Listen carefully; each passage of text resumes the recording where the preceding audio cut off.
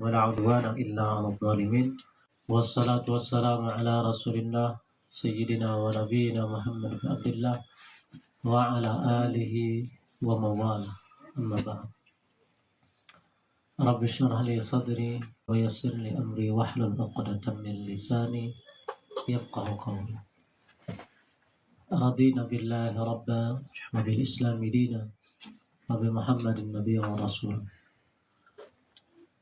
أصبحنا على فطرة الإسلام وكلمة الإخلاص وعلى دين نبينا محمد صلى الله عليه وسلم وعلى ملة أبينا إبراهيم حنيفا وما كان من المشركين.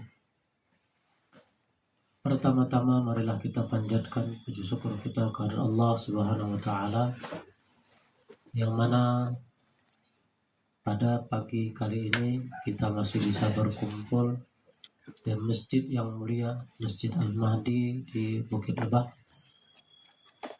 Kemudian salawat dan salam teruntuk kepada baginda Rasulullah Nabi Muhammad sallallahu alaihi wasallam beserta seluruh keluarga, sahabat dan pengikut dalam istiqamah hingga akhir zaman. Dan semoga kita semua baik yang hadir maupun yang menyaksikan di akhirat kelak kita mendapatkan syafaat beliau. Amin. Baik, kembali kita pada pagi kali ini kajian setelah subuh. Hari ini kajiannya karena memang setiap pagi kita kajiannya terkait dengan akhir zaman. Dan hari ini saya akan membahas terkait dengan fitnah Dajjal, fitnah digital yang akan masuk ke setiap rumah.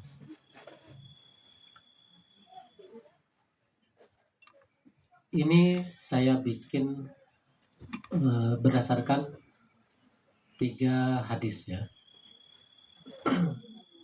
Jadi kita akan melihat dari konteks 3 hadis.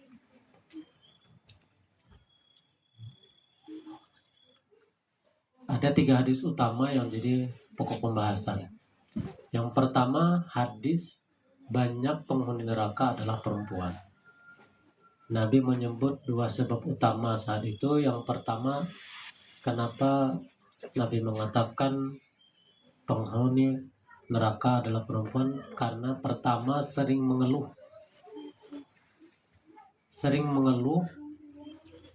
atau menyakiti suami dengan ucapan karena mungkin kurang macam-macam, kurang garam misalnya, kurang gula, kurang duit, kurang banyak, kurang kuat dan seterusnya. Jangan macam-macam. Ini bahaya nih ya. Makanya saya bikin materi ini sampai mencret saya. Lempar wajah. Yang kedua, kufru syirak atau mengingkari kebaikan. Kan dulu saya pernah bilang. Dan ini berdasarkan psikologi ya. Kalau kita salah, ini masalah suami istri ya. Yang bujang saya harap maklum saja. Masih bebas. Ya. Karena kalau kita salah, kadang kebaikan itu akan hilang. Yang terlihat hanya keburukan dari zaman purba.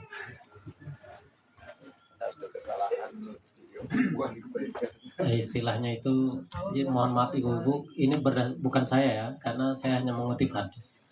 Dan itu berdasarkan keterangan ulama, berdasarkan dari hadis ya. Mau senang mau tidak ya, apa boleh bulat. Saya menyampaikan pun ngeri-ngeri sedap ini. Ngedukain pintu ulang. Yang kedua, hadis pengikut Dajjal banyak perempuan. Itu riwayat dari Ahmad dan lain-lain. Yang ketiga, tidak ada negeri kecuali akan diinjak oleh Dajjal atau sampai Dajjal ke sana, kecuali Mekah dan Madinah. Hadis Bukhari Muslim. Kita akan lihat keterangan ulamanya dulu, karena kan kita lihat pembahasannya sampai digitalnya seperti apa. Pandangan ulama klasik dulu, penjelasan ulama banyak perempuan bukan klaim universal. Jadi jangan terlalu khawatir dengan itu ya. Ulama besar menjelaskan dengan sangat hati-hati. Yang pertama Ibnu Hajar dalam Fathul Bari, maksudnya bukan semua perempuan, mayoritas perempuan sepanjang zaman. Jadi bukan semua, tapi perempuan pada masa itu memiliki kebiasaan yang banyak menjerumuskan mereka.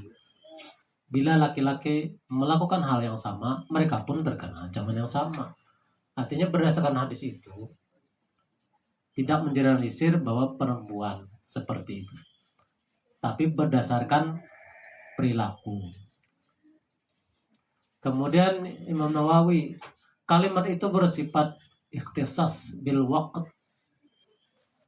terkait konteks waktu, dan ghalabah kecenderungan sosial, bukan takbir sifat khalqiyah, bukan karakter bawaan. Karena kondisi digital hari ini itu laki-laki pun ada yang seperti itu. Buktinya LGBT. Yang ketiga, Ibnu Taimiyah, pengikut Dajjal banyak perempuan bukan karena perempuan lebih buruk, tetapi, nah ini tetapinya ini, Dajjal memainkan fitnah emosional. Ditambah kondisi digital hari ini dengan algoritmanya. Nanti kita lihat algoritmanya seperti apa. Yang kedua, perempuan lebih terpengaruh oleh perubahan sosial ekstrim pada masa itu. Kira-kira hari ini ekstrim nggak? Lebih ekstrim. Emosionalnya lebih tinggi hari ini dari jam. Ini kan Ibnu Taimiyah itu udah lama. Tapi hari ini lebih mengerikan sebenarnya. Ini beliau menyampaikan waktu beliau hidup dengan kondisi sebelumnya. Tetapi kondisi hari ini sebenarnya lebih mengerikan. Karena algoritma sudah memainkan itu semua. Laki-laki saat itu secara budaya lebih terlibat dalam ranah pendidikan agama dan wawasan politik. Tapi hari ini sama saja laki-laki dan perempuan. Karena semuanya jadi samar. Yang keempat, tabiat kinada jada fitnah visual. Seperti apa yang terlihat. Jadi fitnah visual, ekonomi dan rasa aman. Itu yang hari ini serba instan. Manusia ingin serba instan. Jadi iklan itu kadang bukan menampilkan sesuatu yang kita inginkan, tetapi itu seperti doktrin ya. Yang sering menghadapi tekanan psikologis tinggi biasanya paling mudah tergoda, baik laki-laki atau perempuan. Dan secara psikologis perempuan karena lebih banyak pakai perasaan itu lebih cepat sebenarnya. Jadi cara membaca hadisnya dengan adil, garis besarnya begini. Hadis berbicara tentang fitnah tentu, bukan tentang keseluruhan perempuan. Arah kritik adalah pola perilaku, bukan hanya jenis kelamin. Karena hari ini itu jadi bias. Nabi juga menyebut mayoritas ahli surga dari orang-orang yang lemah, termasuk banyak perempuan. Ini kebalikannya. Jadi ulama tadi, para ulama dulu menyimpulkannya seperti itu. Ini kebalikan. Nabi berulang kali menyebut keutamaan perempuan juga, seperti berbakti kepada ibu itu 3 kali dibanding dengan ayah. Dan para perempuan ahli ibadah yang mulia juga banyak, seperti Ummu Sulaim, Asma, Aisyah, Khadijah, Fatimah, yang sebelumnya siapa? Maryam dan seterusnya. Asia. Jadi gambaran besarnya sangat seimbang.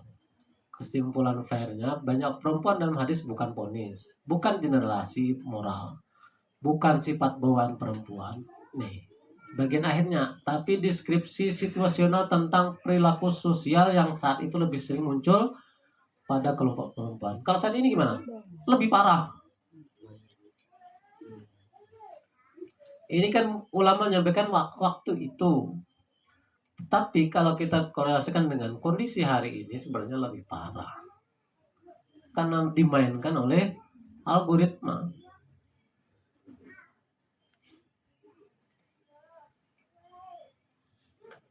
Kalau struktur sosial berubah, statistiknya pun berubah. Dan kenyataannya sepanjang sejarah Islam ada banyak perempuan salehah dibanding perempuan yang buruk.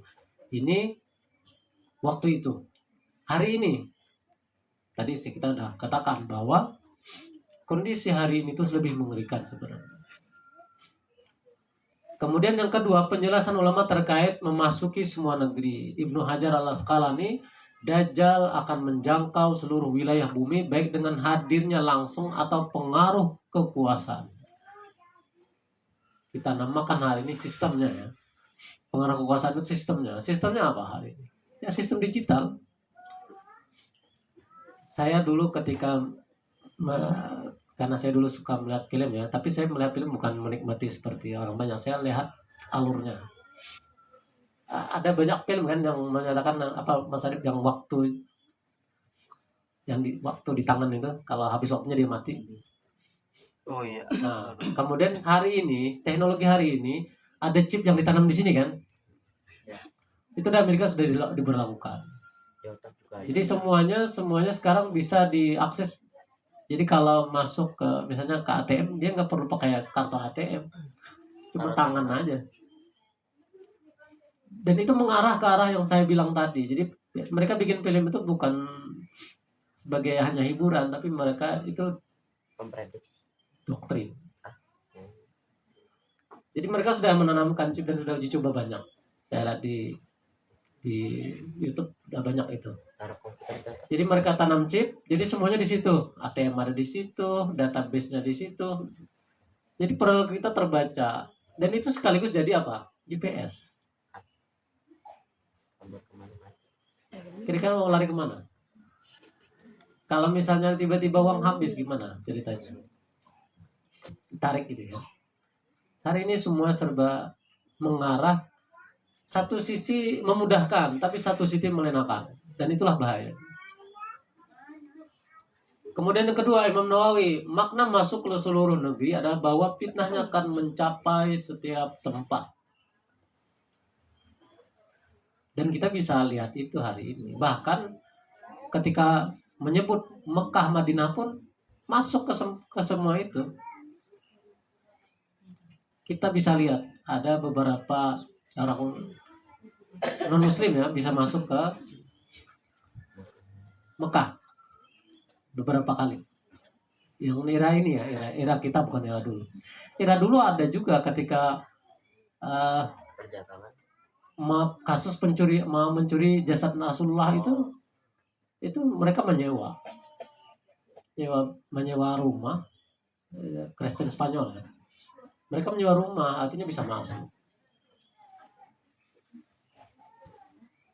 Nanti ada maknanya lebih dalam. Ibnu Katsir, ia akan menaklukkan hati manusia dengan fitnah penglihatan dan keyakinan palsu. Fitnah penglihatan hari itu kan namanya visual. Hari ini apa namanya Mas Arif? Detik ya. Apa namanya sih yang istilah filter? Kalau yang sederhananya muka kita bisa difilter, yang tua jadi muda, yang jelek jadi bagus. Jadi pas ketemu jadi amat sih. Nggak sesuai. Yang jadi masalah seperti di Thailand, yang hidungnya pesek jadi mancung, yang mukanya nggak jelas jadi jelas. Yang lucu itu pas anaknya lahir kok jelek. Kenapa? Karena operasi plastik dua-duanya, suaminya operasi plastik, istrinya lah operasi plastik. Aslinya semua dua-duanya pesek sama hitam. Jadi plastik. Pas lahir anaknya hitam, hidungnya pesek, anaknya hitam. Karena dua-duanya sama, genetiknya sama. Nah, itu lucu jadinya. Makanya itulah kepalsuan yang tercipta hari ini. Kalau melihat kita melihat di dunia digital hari ini, apalagi kalau berkiblat misalnya K-pop dan seterusnya, itu kan terlihat cantik, ganteng dan seterusnya. Tapi ada pernyataan dari seorang artis, saya lupa namanya siapa ya. Katanya kalau orang Thailand itu memang hampir semua orang melakukan operasi plastik. mereka tertipu dengan ini, penglihatan dan keyakinan palsu. Ya wajar sih nggak Islam. Tapi Islam ikut-ikutan, itu masalahnya. Banyak cabang. Kemudian makna simbolik rumah. Baik. Dalam konteks Al-Quran dan Sunnah, rumah bukan sekedar bangunan fisik. Ia adalah simbol kehidupan privat manusia, tempat nilai, moral, dan iman dijaga. Nah, ketika udah masuk semuanya, berarti nggak ada penghalang lagi. Saya waktu kecil, orang tua saya bilang gini, dan itu dari orang tua zaman dulu bilangnya gini, nanti cu katanya, atau nak, nanti ada masanya bioskop itu masuk ke kamar. Apa bioskop masuk kamar? Nih, ini bioskop masuk kamar itu ini. Kan ada pernah dulu ya waktu awal-awal WA baru rame, ada seorang ibu konsultasi sama ustadznya, Ustadz kenapa ya suami saya bercahaya makanya di dalam selimut. Kata ustadznya, ketahuilah suamimu sedang WA. Waktu itu mbaknya istrinya nggak tahu WA itu apa. Nah, jadi seakan dikira jadi wali suaminya bercahaya dalam selimut. Ternyata WA. WA sama orang nggak dikenal lagi. Jadi ketika hadis menyebut Dajjal masuki semua negeri, ulama kontemporer menjelaskan, jika dahulu Dajjal tidak dapat melewati benteng dan pintu, kini pintu itu dibuka oleh tangan manusia sendiri melalui layar dan jaringan. Itu Syekh Ibnu Utsaimin, Syarah Riyadhus Shalihin. Ya, ulama kontemporer. Jadi jika dahulu Dajjal tidak dapat melewati benteng dan pintu, kini pintu itu dibuka oleh tangan manusia sendiri. Melalui layar dan jaringan. Apa yang bisa menghalangi sekarang? Nggak ada. Kecuali iman. Apalagi kalau kita tidak merasakan bahwa Allah itu ada, lebih bahaya lagi. Semuanya bisa di-scroll. Dan algoritma akan terbaca semuanya di situ. Maka makna memasuki rumah bisa dimengerti sebagai menyebarnya ideologi, pengaruh, dan ilusi Dajjal ke setiap individu, keluarga, dan sistem sosial. Dan itu terjadi di zaman kita ini. Ini baru sistemnya. Bagaimana nanti kalau sosoknya yang muncul? Lebih mengerikan. Jadi sistemnya hari ini sudah siap semua. Yang belum, yang kalau kita di tanah ujlah saja masih bisa terkena, apalagi yang di luar sana. Karena fitnahnya terlalu kuat. Kita merasa aman padahal kita tidak aman. Karena sudah masuk ke sistem sosial itu. Algoritma selalu terbaca. Kemudian makna memasuki semua negeri tidak hanya secara fisik, melainkan melalui pengaruh dan fitnahnya yang meliputi seluruh manusia.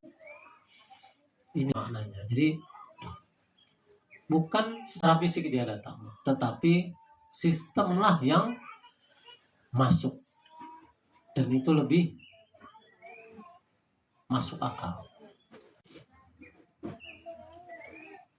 Kalau dulu era klasik ya, ini sebagai perbandingan saja. Era klasik pemahamannya Dajjal muncul secara dengan keajaiban fisik. Meskipun nanti itu benar juga berdasarkan mimpi beberapa itu kan. Mimpi bahwa dia nanti berpenampilan bagus. Seperti mimpinya Umar Qasim sendiri atau mimpi beberapa orang yang menunjukkan seperti itu. Kalau di era digital modern, fitnah hadir melalui teknologi dan media. Jadi kalau era klasik memahaminya menyesatkan dengan penglihatan dan ilusi. Sekarang apa? Menyesatkan dengan citra, konten, dan simulasi realitas. Kita bisa lihat konten hari ini mengerikan. Apalagi yang di mana? TikTok. Saya lihat mengerikan semua itu. Kan yang banyak yang viral gitu ya. Ada yang nyiram orang tua dengan lumpur. Untuk tenar itu sangat mengerikan ternyata. Jadi YouTuber itu seperti ya kasar-kasarnya seperti jadi artis, jadi YouTuber itu. Kita mengikuti keinginan para viewers. Kata pengikutnya, coba dong terjun ke sungai, kepala duluan, tiba-tiba mati. Ada batu. Kan ada kasusnya yang di Sulawesi itu. Ketika air deras, sungai meluap, keruh, dia terjun, padahal nggak bisa berenang. Wassalam. Hilang. Jadi demi viral, rela melakukan apapun. Ya itulah, karena ilusi dia. Dan itu terjadi hari ini. Makanya kalau yang zaman saya waktu remaja itu kan masih mending. Celaka nih. Aduh, kecelakaan kita. Nah, masih mending kayak gitu. Yang tadi langsung dia lakukan. Yang konten pura-pura bunuh diri, mati beneran ternyata. Ada kan gitu. Belum lagi yang mau bikin konten kena setrum di atas genteng. Banyak kan kasus-kasus seperti ini. Kemudian yang keempat, era klasik masih mengaku Tuhan. Padahal hari ini kalau kita melihat keterangan yang disampaikan Kang Diki, bahwa mengaku Tuhan bukan berarti mengaku secara langsung, tetapi menuhankan diri. Tuh, menjadikan manusia tunduk pada sistem, algoritma dan hawa nafsu digital. Lebih mengerikan. Yang kita tidak paham itu terseret tanpa sadar.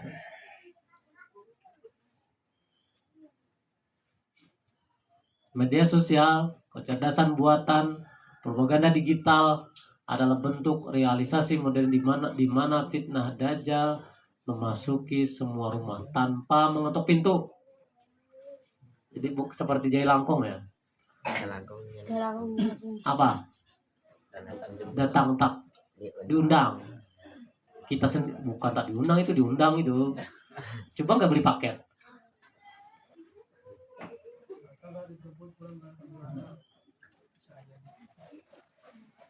Kini rumah-rumah dibanjiri cahaya layar, bukan cahaya hidayah. 4 bentuk fitnah digital di dunia 4 bentuk fitnah dajjal di dunia digital. Yang pertama, fitnah agama atau tasykikul aqidah. Penyebaran relativitas, etisme, dan konten yang melemahkan iman melalui media dan hiburan. Itu sangat banyak sekali. Belum yang menyampaikannya terlihat seperti ulama. Terlihat seperti ulama itulah jadi masalah. Kalau yang kalimat waibidah itu masuk di sini juga. Mereka yang bukan ahlinya menyampaikan. Kemudian yang kedua, fitnah materialisme. Citra kebahagiaan dan kesuksesan semu di media sosial membuat manusia menyembah gaya hidup. Jadi bukan menyembah Allah lagi, gaya hidup. Bahasaannya lifestyle. Bahasa Arabnya milah. Itu yang menggeser, yang ketika hadis Nabi mengatakan kalian mengikuti musuh-musuh kalian sejengkal di sejengkal, itu maksudnya gaya hidup atau lifestyle. Secara fisik masih menyembah Allah, tapi sudah gaya hidupnya udah keluar. Itu yang terjadi hari ini. Ketika ditanya jawabannya Islam, tapi ketika ditanya idolanya, mulai bergeser. Secara nggak sadar. Yang ketiga, fitnah ilusi atau simulasi. Nih, teknologi virtual. Yang kalau VR itu udah ketanggihan zaman ya. AI, visualisasi hyperrealistik, bahasanya ya. Menjadikan kebohongan tampak nyata. Jadi kalau hari ini orang mau bikin misalnya muka saya diedit-edit itu gampang terlihat nyata di dunia maya. Kan kita udah lihat itu. Kalimatnya itu visualisasi hyperrealistik. Sangat nyata. Hyperrealistik kan terlalu nyata. Jadi seperti Dajjal menampakkan surga padahal isinya neraka. Jadi terlihat indah, terlihat nyata padahal tidak nyata. Yang keempat, fitnah ketaatan pada sistem. Manusia bergantung penuh pada sistem digital, mengorbankan akhlak dan otonomi spiritual demi algoritma dan popularitas. Yang tadi saya sampaikan, rela melakukan apa saja demi viral.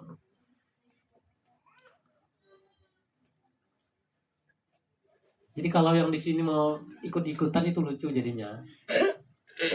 Dan ini sebagai apa namanya, peringatan saja, apalagi yang teman-teman yang terlibat full di media. Hati-hati, karena algoritmanya terbaca selalu. Hati-hati ya, yang teman-teman yang kita masih terlibat di sini. Analogi hadis Dajjal dan era digital. Nabi SAW bersabda, ma'ahu jannatun wa nar, fanaruhu jannatun wa jannatuhu narun. Bersamanya ada surga dan neraka, nerakanya adalah surga dan surganya adalah neraka. Hadis riwayat Muslim. Dalam konteks digital, banyak hal yang tampak indah dan menyenangkan. Hiburan, kebebasan, sensasi, viralitas. Sejatinya menjerumuskan hati kepada kegelapan.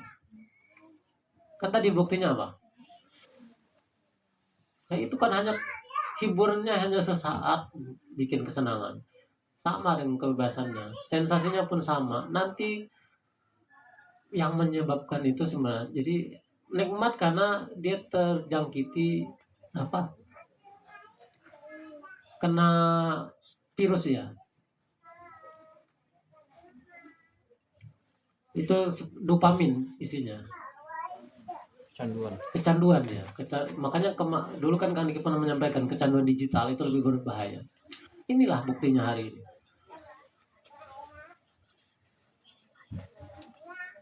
Jadi itulah bentuk surga digital hari ini, nikmat yang menipu. Kemudian penafsiran kontemporer ulama dan cendekiawan modern ya. Yang pertama Dr. Muhammad Al-Mahdi dari Mesir. Kata beliau, Dajjal tidak harus hadir dalam wujud manusia saja. Sistem yang memanipulasi kebenaran dengan teknologi global juga adalah bentuk Dajjaliyah. Sistem. Sebuah ideologi yang mengaburkan kebenaran dan menciptakan realitas buatan. Dan hari ini sudah banyak itu. Makanya hadis Nabi yang menyatakan pasar-pasar berdekatan itu realitasnya hari ini. Semua bisa dibeli dari kamar dan datang sendiri. Cuma pintu. Bisa ngutang lagi ya. Betul itu, spy letter. Promosi. Contoh. Di endorse ya? Enggak. Itu contoh yang mengerikan sebenarnya. Yang itu edit aja Mas Adri. Kemudian Syekh Salman Audah dari Arab Saudi. Fitnah Dajjal adalah fitnah persepsi yang menukar hakikat menjadi citra. Di masa kini fitnah ini hidup dalam industri media dan propaganda. Jadi iklan itu sehari ini adalah jadi propaganda sebenarnya. Sama dengan industri media, jadi propaganda dia. Film itu hari ini jadi propaganda. Dan itu dimanfaatkan oleh elit global. Siapa mereka? Wallahualam. Kemudian yang ketiga, Ali At-Tantawi. Fitnah terbesar bukan saat Dajjal berbicara, tapi saat manusia tidak lagi mampu membedakan mana kebenaran. Dan itu terjadi juga hari ini. Apalagi nih, seukuran yang kayak gini nih. Lahir di masa digital. Yang anak-anak lahir di masa digital itu dia susah membedakan mana kebenaran, mana kepalsuan. Karena saya pernah beberapa ketemu anak saya sendiri. Dia ngomongnya gini, bah katanya, kata YouTube. Nah, sudah kayak gitu gimana itu ceritanya? Bukan kata, kalau kita masih mending kata Ustadz. Ini kata YouTube. Kata Mbah Google. Aduh. Siapa lagi? Kata Mbah AI. Itu berbahayanya. Jadi susah dia membedakan mana yang salah, mana yang benar. Itu sudah susah sekali. Yang lahir sebelumnya pun, yang lahir era tahun 80-an, itu pun masih banyak yang susah membedakan. Karena udah masuk bagian sistem awal. Coba kita lihat kondisi sosial dan teknologi digital hari ini. Desain sosial dan teknologi digital memang menarikkan titik-titik kerentanan psikologis tertentu. Ada 3 faktor besar. Yang pertama, platform digital sangat berorientasi pada emosi. Algoritma mendeteksi siapa yang lebih aktif dalam respon emosional. Dan ternyata algoritma itu bisa disetting ya Bang Arif. Jadi algoritma hari ini itu bisa disetting. Siapa yang lebih aktif dalam respon emosional, lebih sering berinteraksi, lebih suka konten hiburan, lifestyle, dan kehidupan personal. Tip di ranah ini. Ini akan statistik ya. Ini statistik global. Sehingga lebih terekspos FOMO. Apa FOMO itu Mas Arif? Takut tertinggal dengan tren ya. Sedih dia kalau nggak ikut-ikutan. Ketinggalan zaman. Sedih dia. Dan itu memang mayoritas perempuan. Tapi laki-laki saya lihat banyak juga.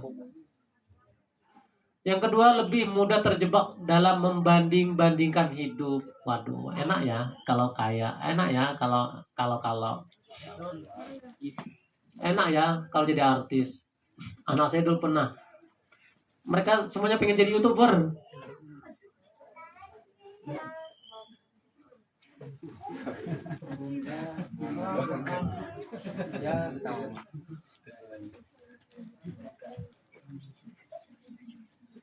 Gak usah bilang-bilang. Orang mau tahu. Lebih cepat tertrigger oleh konten emosional dan sensitif. Jadi membanding-bandingkan itu yang membahayakan. Karena itu akan menghilangkan rasa syukur.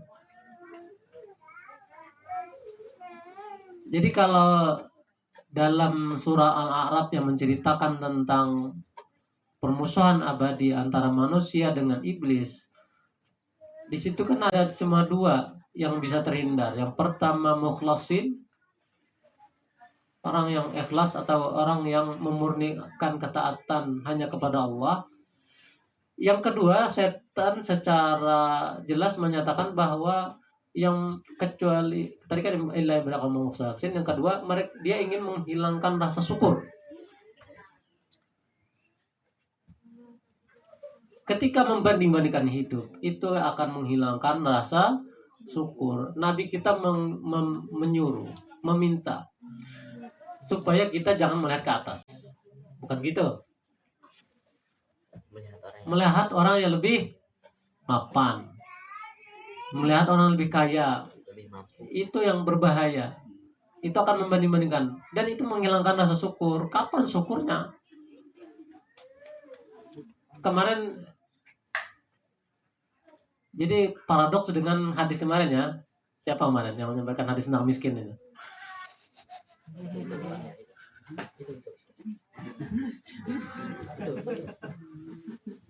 Tapi kita ceritanya di dunia luar.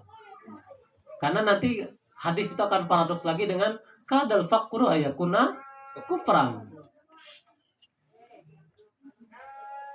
Jadi sebenarnya Islam itu menyuruh kita berada di tengah. Cara berpikirnya.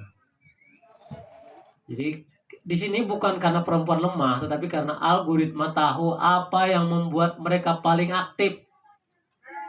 Lalu informasi emosional itu dipompa terus. Nah, ini algoritmanya tahu, robotnya udah tahu, udah di setting seperti itu. Nah, ini bikin mereka rentan pada stres, Stres kalau nggak bisa ngikutin tren.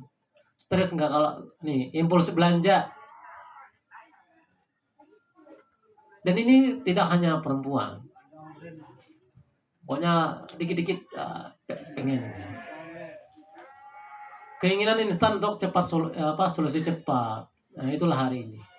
Jadi serba instan. Kalau dulu saya bilangnya ketika ada pelatihan itu, sesuatu yang instan akan menghasilkan instan. Jadi kalau serba instan maka cepat matinya instan.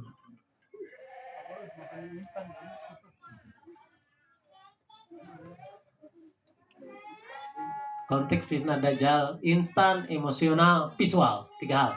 Instan, emosional, visual. Jadi sangat paralel dengan kondisi hari ini. Budaya instan bikin standar sosial makin menekan perempuan. Perempuan zaman sekarang hidup dalam tekanan visual yang gila-gilaan. Pertama, tubuh harus bagus. Mau terlihat cantik. Hidup harus estetik. Aduh, estetik itu apa sih? Saya agak susah menyebutnya ya. Tapi paham semua Pak. Apa sih? Hubungan harus romantis kayak drama. Nah, ini bikin masalah baru lagi. Aduh. Makin tidak bersyukur jadinya ya. Saya garuk-garuk dahi aja biar nggak gatal. Itu bikin mereka lebih mudah terseret pula kebahagiaan instan, harapan instan, keputusan emosional. Dan ini memang bisa jadi gerbang fitnah yang lebih besar. Kemudian yang ketiga, ekonomi digital menciptakan ketidakpastian tinggi. Jadi setelah keinginannya banyak, yang ingin instan-instan, muncullah dompet digital lagi. Yang bisa ngambil duluan, bayar belakangan. Banyak perempuan bekerja di sektor yang sifatnya kontraktual, fleksibel, atau informal. Ketika ekonomi digital makin cepat berubah, tekanan emosional dan kebutuhan adaptasi makin besar. Dan hari ini ada penelitian bahwa generasi di bawah generasi milenial itu apa sih namanya? Bukan, boomer itu sebelumnya, yang kesininya. Generasi Z. Z ya. Nah itu kan ada penelitian mereka susah punya rumah. Dan kalimat selanjutnya menunda nikah.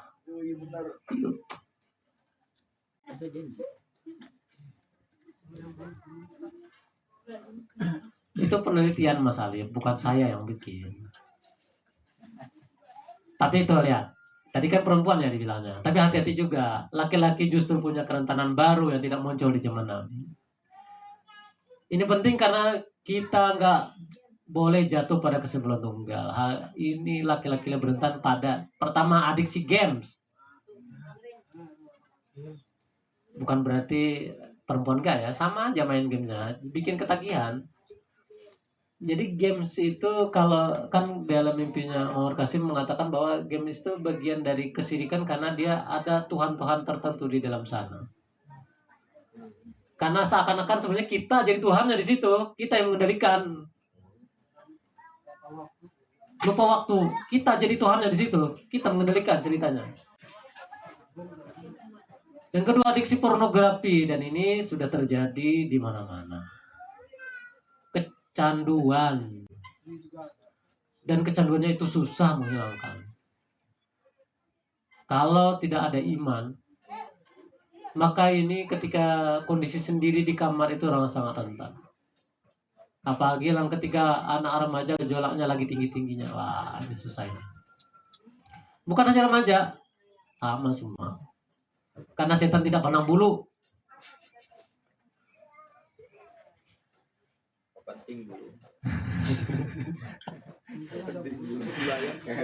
Yang ketiga, isolasi sosial. Jadi pengen menyendiri.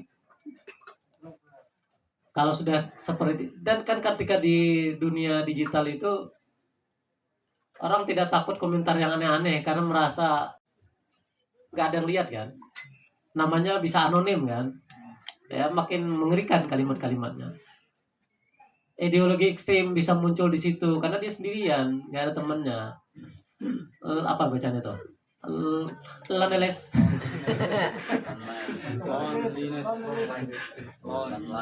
Susah bacanya saya. Saya paham maksudnya tapi susah bacanya saya. Lebih mengerikan daripada alam. Dia merasa apa ya? Sedih, menyendiri dan seterusnya. Yang terakhir tekanan ekonomi. Jadi sudah menyendiri, ekonominya nggak jelas, makin stres. Kata Permadi. Kalau buat digital. Ya, kalau digital. Dan efek psikologis ini jauh lebih buruk dan lebih destruktif daripada kerentanan emosional perempuan itu sendiri. Nah, makin berbahaya ternyata ya. Artinya kedua gender punya kerentanan di era digital, hanya bentuknya saja yang berbeda. Tuh, semua ini ujung-ujungnya adalah tergerus bahkan hilang sama sekali rasa syukur di era digital ini. Dan itu target iblis sama Dajjal sudah mendekati 100% berhasil. Makanya kalau melihat konteks ini, maka uzlah lah sebenarnya jawabannya. Meskipun kita tidak bisa 100% menghindarinya, tetapi kita mengurangi lebih banyak. Jadi yang kalimat hadis ikat anak istri kalian itu lebih tepat dengan kondisi hari ini. Baik, mungkin itu saja untuk hari ini karena waktunya bagi saya udah habis. Sebelum ditutup, saya ingatkan kembali pada tanggal 10 Desember kita akan melakukan seminar Blueprint dan Roadmap untuk Kebangkitan Indonesia. Tempatnya di Asrama Haji di Jakarta Timur ya. Jadi saya ulang kembali, 10 Desember kita akan mengadakan seminar Blueprint dan Roadmap untuk Kebangkitan Indonesia dan dunia, bertempat di Asrama Haji Jakarta Timur. Baik, itu saja. Terima kasih atas segala perhatiannya. Salah khilaf mohon maaf. Kita tutup dengan doa kifaratul majelis. Subhanakallahumma wa bihamdik, asyhadu an la ilaha illa anta astaghfiruka wa atubu ilaik. Assalamualaikum warahmatullahi wabarakatuh. Waalaikumsalam. Matiin lampu.